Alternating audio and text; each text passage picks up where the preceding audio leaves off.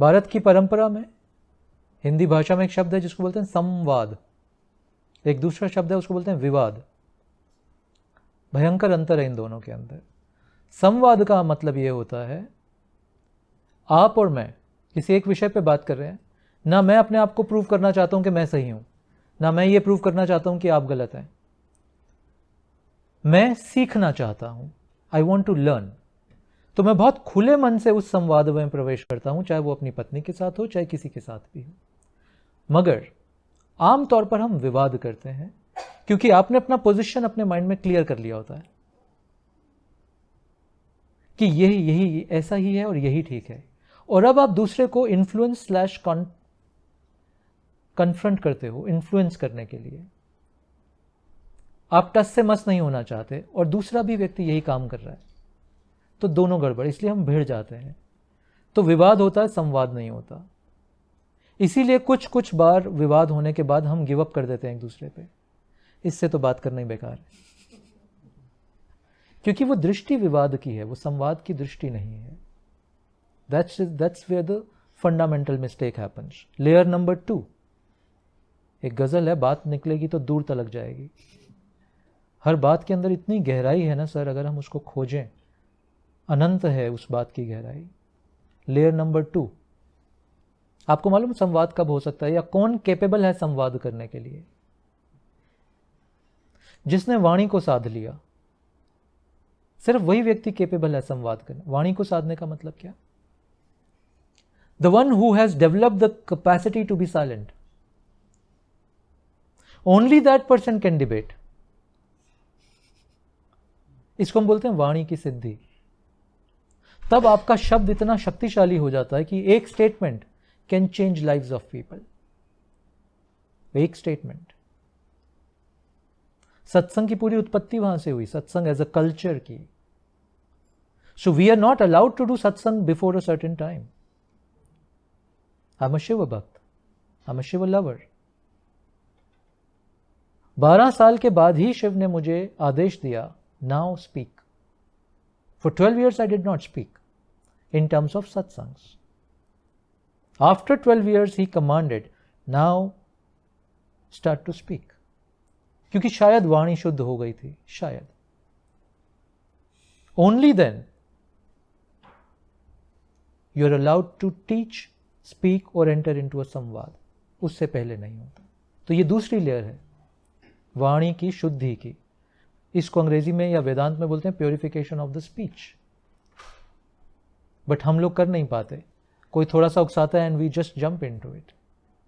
इसीलिए हमारी बात का असर नहीं होता लोगों पे। फिर हम बोलते हैं ना कि मेरी बीवी, मेरा पति, मेरे बच्चे सुनते नहीं है मेरी। नहीं सुनेंगे। I go to lot of universities, मैं बहुत सारे टीचर्स के साथ बात करता हूं और मैं बोलता हूं टॉप प्रॉब्लम बताओ अपनी। आपको मालूम है टॉप प्रॉब्लम सभी टीचर्स की पृथ्वी पे क्या है? बच्चे सुनते ही नहीं। तो फिर मैं दूसरा प्रश्न पूछता हूं, घर में सुनते हैं? कि नहीं, अपने तो बिल्कुल ही नहीं सुनते हैं। ये तो थोड़ा बहुत फिर भी सुन लेते हैं क्योंकि मार्क्स मेरे कंट्रोल में है। घर वाले तो बिल्कुल नहीं सुनते हैं। That's when I explain them the reason is somewhere else. कोई टीचर वाणी शुद्धि पे काम नहीं कर रहा है। कोई टीचर अपनी वाणी को सिद्ध नहीं कर रहा है। और बिना वाणी को सिद्ध किए आप टीचर नहीं बन सकते। सॉरी, आप जो मर्जी डिग्री हो आपके पास। इसीलिए स्पिरिचुअल ट्रेडिशंस में डिग्री का काम नहीं किया भारत ने। यहां कोई ऐसा डिग्री नहीं है कि आपको डिग्री मिल जाए, now you are a certified guru. We have not created that. उसका रीजन है, हम कोर्स क्रिएट कर सकते हैं, MBA इन गुरुहुड।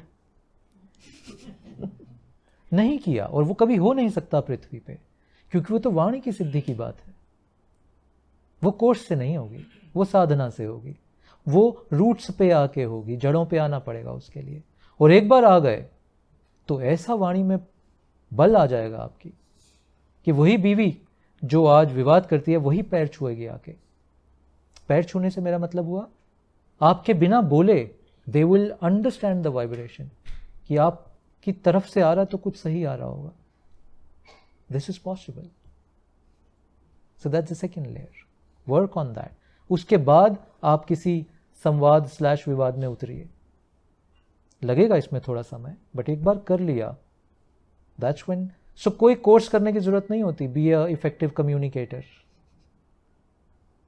कभी आपने बड़े सारे कोर्सेज देखे होंगे आजकल समाज में प्रचलित हैं, course on communication, course on effective writing, इस तरह के बड़े सारे कोर्सेज होते हैं। There is not even a single course which is a course on silence, जहां मौन सिखाया जाए, क्योंकि मौन सीखे बिना आप बोल नहीं सकते। बोल मतलब मीनिंगफुल, उसके लिए मौन को साधना होगा। That's where meditation comes in. आप संवाद में उतरते हो ये प्रूव करने के लिए नहीं कि मैं सही हूं और तुम गलत।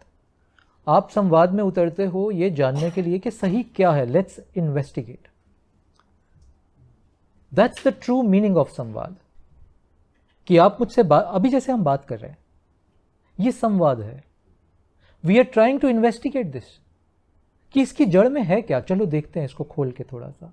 मैं बिल्कुल ये कोशिश नहीं कर रहा कि मैं आपको इन्फ्लुएंस कर दूं, मैं बिल्कुल ये कोशिश नहीं कर रहा कि मैं ये बोलूं कि मैं सही हूं और आप गलत हो। ये मेरे बिल्कुल उद्देश्य नहीं है। अगर अभी कोई आप ऐसा बात बोलें जो मुझे लगे हाँ ये वाली बात ज्यादा सही है, तो मैं वो पिक कर लूंगा आपसे, because I am coming in to this space not as I know everything, I am coming in to this space that let's open this. तभी मैंने ये शब्द बोला, इसको थोड़ा खोलते हैं। इट्स लाइक श्रोडिंगर्स कैट, इसको खोलते हैं, मुझे पता नहीं वो बिल्ली क्या निकलेगी अंदर से, इसीलिए शब्द यूज किया मैंने चुन के, इसको खोलते हैं। मैंने ये शब्द नहीं यूज किया, मैं इसका उत्तर देता हूं आपको। So that's point number 1। Point number 2, with this जब आप दूसरा प्रिंसिपल अपनाते हो साइलेंस का, नाउ अच्छा किया आपने ये पूछा।